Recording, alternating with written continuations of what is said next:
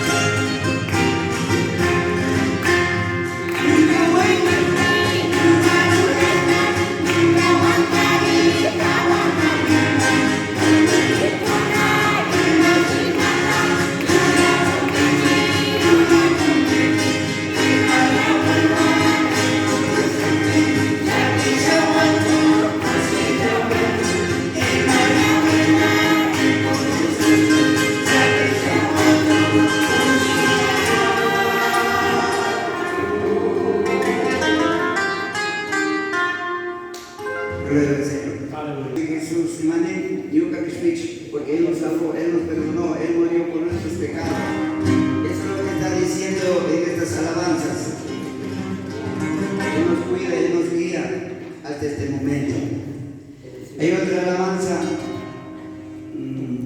y ha sido ya. Vamos, hay otra alabanza, ese canto conocido.